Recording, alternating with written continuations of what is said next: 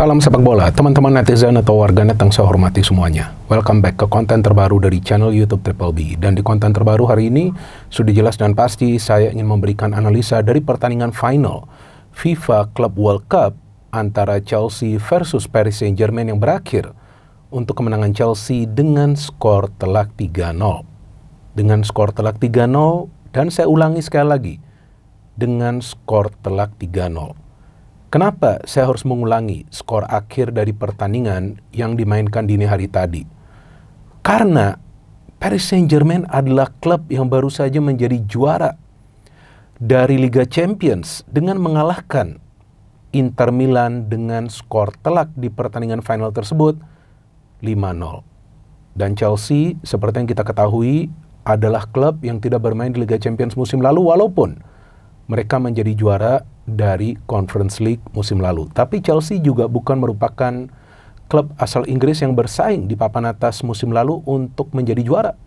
Karena Chelsea menyelesaikan kompetisi Premier League musim lalu dengan berada di zona 4 besar, tapi memang tidak bersaing di papan atas. Namun, di pertandingan final dini hari tadi, Chelsea menunjukkan bahwa mereka sudah menjadi tim yang matang untuk bersaing di English Premier League musim depan. Tapi tidak fair juga jika keberhasilan Chelsea ini dibandingkan dengan kegagalan Arsenal menjadi juara musim lalu dan juga yang tidak mendapatkan satupun trofi musim lalu. Karena beda dan mereka juga tidak bermain di Piala Dunia antar klub ini. Jadi saya pikir gak fair juga kenapa harus membandingkan keberhasilan Chelsea dengan Arsenal. Karena banyak sekali di antara teman-teman yang tentunya merupakan fans dari Chelsea yang DM ke saya, yang juga mention di beberapa akun sosial media tentang keberhasilan Chelsea dan membandingkan dengan kegagalan Arsenal mendapatkan trofi musim lalu. Saya pikir gak fair juga. Chelsea juga adalah tim yang sedang menjalani proses. Tapi seperti yang tadi saya katakan, mereka nih sudah menjadi tim yang matang dalam waktu dekat. Kenapa? Karena mereka memang punya skuad yang dalam. Contoh di Piala Dunia antar klub kali ini kan, pada saat Jackson itu tidak lagi dimainkan sebagai starter, mereka masih punya pemain lainnya, pemain baru, yaitu Joao Pedro yang bisa tampil bagus. Bahkan bisa menjadi salah satu top scorer kan, dengan mencetak 3 gol. Kemudian sekarang dengan kembalinya Reece James, ada juga Cucurella, ada juga Malo Gusto, ada juga Enzo Fernandez, ada juga Caicedo yang semakin tune in. Belum lagi Ice Cold Palmer. Wah, luar biasa pemain ini ya. Memang layaklah dia mendapatkan penghargaan pemain terbaik dari Piala Dunia antar klub yang diselenggarakan oleh FIFA di Amerika Serikat. Dan Piala Dunia antar klub ini kan juga melibatkan klub-klub dari daratan Amerika ya, seperti Inter Miami, ada juga Flamengo, ada juga Botafogo, ada juga Palmeiras. Jadi gak gampang lah untuk bisa menjadi juara. Tapi kan hebatnya Chelsea bisa mengalahkan PSG yang sebelum pertandingan final ini hanya kemasukan 1 gol. Sedangkan Chelsea kita tahu dalam perjalanan ke final tuh kalah 1 kali ya. Dimana di pertandingan lawan Flamengo ya kalau nggak salah ya, saya lupa ya. Karena saya jujur teman-teman, saya tidak menonton dari awal Piala Dunia antar klub ini, tapi saya mulai nonton dari pertandingan semifinal. Nah lawan Flamengo kan Chelsea kalah dengan skor 3-1. Jadi Chelsea di pertandingan semifinal itu lawan Fluminense memang terlihat tim yang jauh lebih kuat ya. Joao Pedro mencetak 2 gol di pertandingan tersebut. Tapi PSG ini yang gila kan. Mereka tuh hanya kemasukan 1 gol sebelum final lawan Botafogo. Walaupun secara permainan ya PSG permainannya stabil, konsisten. Memang mereka selalu mendominasi jalannya pertandingan. Dan untuk pertandingan final sebetulnya kan gak banyak pemain mereka yang absen ya. Dan hebatnya dari Chelsea itu mereka bisa mencetak 3 gol di first half, di babak pertama. Artinya tim ini tidak lambat panas. Jadi ya memang Enzo Maresca sekarang telah mendapatkanlah formula untuk membuat tim ini tampil konsisten. Padahal ya di ajang pramusim kan tentu para pemain seharusnya tidak 100% siap atau tidak 100% fit. Tapi Chelsea bisa mengimbangi PSG dengan cara memainkan bola lebih cepat. Padahal kita tahu PSG adalah tim yang mampu melakukan pressing secara baik dan konsisten.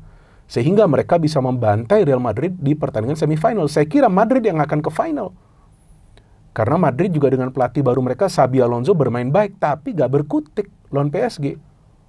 Sebaliknya, Chelsea yang saya pikir bukan merupakan favorit lah di pertandingan final ini. Karena di mana-mana saya baca di sosial media, 2 hari sebelum pertandingan final ini ya banyak yang mengunggulkan PSG. Berikut saya feeling bahwa kemungkinan PSG akan menjadi juara.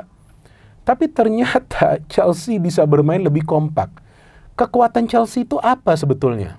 Nah, mungkin teman-teman akan menilai, ya Chelsea ini kan adalah tim yang mengandalkan sepak bola menyerang. Yang enggak juga. Jadi Enzo Maresca ini pintar, dia bisa memakai strategi sesuai dengan lawan yang dihadapi.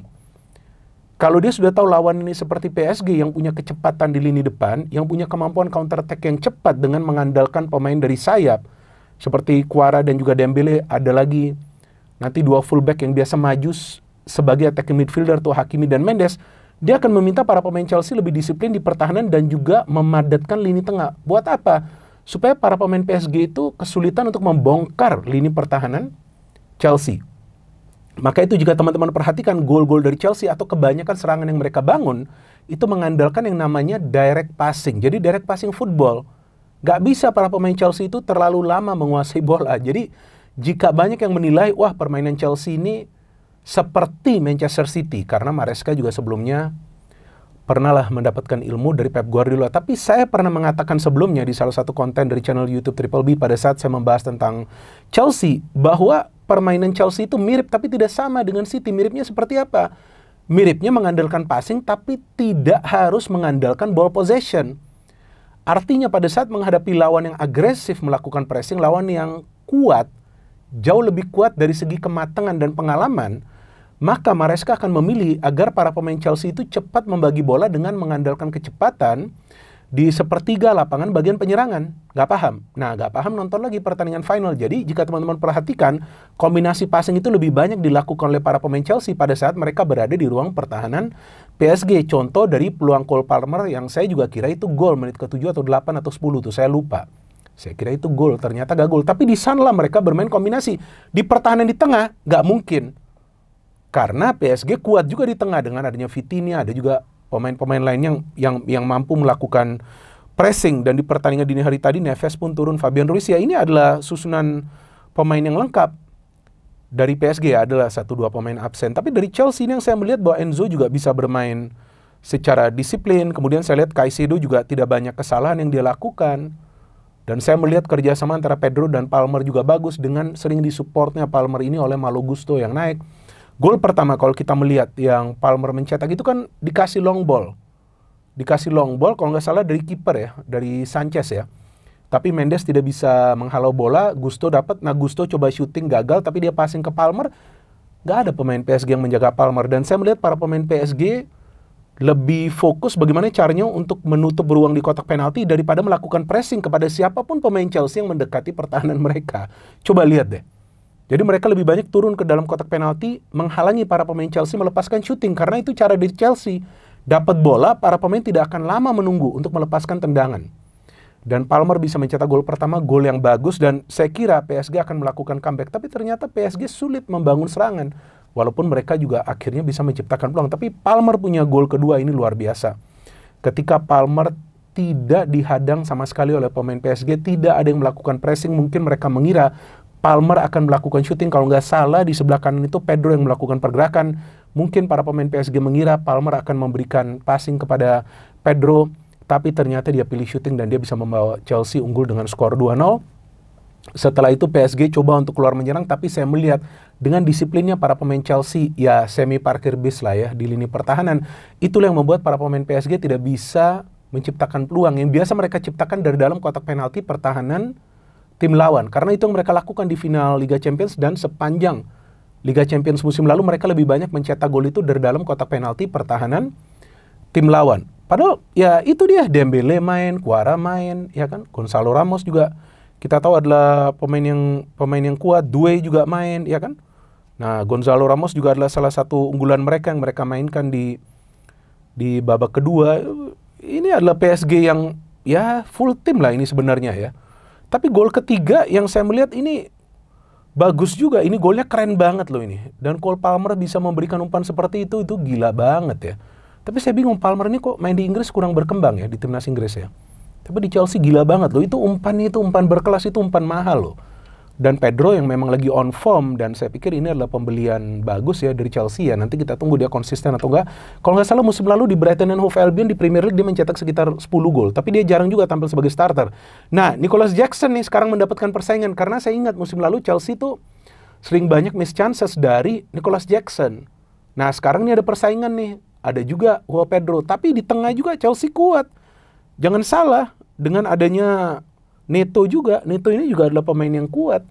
Tapi babak kedua, total serangan dari PSG adalah Chelsea juga mendapatkan peluang dari Delap ya. Ini juga pemain baru ya, nah ada 3 striker loh sekarang Chelsea. Nah ini bedanya Chelsea dengan Arsenal. Nah di sini wajar jika kalian bandingkan, bahwa Arsenal tuh gak ada striker murni. Walaupun sekarang mereka lagi mengejar Gyökeres ya. Nah kalau dapat oke, tapi belum tentu juga berhasil. Tapi Chelsea membeli pemain yang sebetulnya bukan merupakan nama besar. Tapi mereka mengontrak pemain tersebut untuk jangka panjang, dan mereka punya pelatih yang memang pintar. Pintar dalam hal apa? Pintar untuk mengeluarkan kemampuan terbaik dari para pemainnya sesuai dengan batas kemampuan mereka. Artinya pemain seperti Enzo tidak akan diminta untuk bermain kreatif sepanjang jalannya pertandingan, tapi dia akan lebih diminta untuk menjaga irama di tengah dan ikut bertahan, karena dia bukan pemain yang mengandalkan speed. Caicedo juga sama, tapi sesekali pada saat counter mereka akan keluar menyerang. Tapi saya melihat PSG mainnya bagus. Gak bisa dikatakan bahwa PSG mainnya jelek kemudian Chelsea menang, enggak.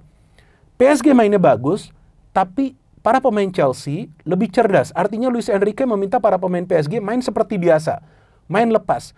Tapi para pemain PSG tidak menyangka bahwa para pemain Chelsea itu bisa memperlambat tempo. Chelsea tidak ingin bermain dengan high tempo, bisa rusak mereka. Karena itu yang para pemain PSG inginkan, keluarlah menyerang atau coba untuk lebih lama menahan bola. Kami akan pressing, tapi kami akan main counter cepat. Tapi itu tidak dilakukan oleh para pemain Chelsea. What does that mean? Apa artinya? Bahwa Maresca mempelajari cara bermain PSG. Maka itu para pemain PSG akhirnya frustasi. Sampai ada pemain mereka yang melakukan pelanggaran kepada Cucurella. Neves kan? Ngapain juga dia menjambak rambut dari Cucurella kan? Kelihatan tuh frustasi. Gak bisa lewat Cucurella juga. Jadi saya melihat bahwa kekuatan Chelsea juga sebetulnya ada di 2 fullback mereka. Karena memang Chelsea dengan Maresca mengandalkan biasa counter dari sayap. Apakah itu 2 fullback atau juga 2 winger mereka. Tapi dalam hal ini Cole Palmer adalah pemain kunci bagi Chelsea yang bukan saja bisa mencetak gol, tapi juga bisa memberikan assist dan juga banyak memberikan umpan-umpan kunci yang bisa membuka pertahanan dari tim lawan. Artinya dalam hal ini walaupun PSG bermain dengan dominasi ball possession yang luar biasa, tapi para pemain Chelsea bermain dengan level kecerdasan yang tinggi, jauh lebih baik secara taktik.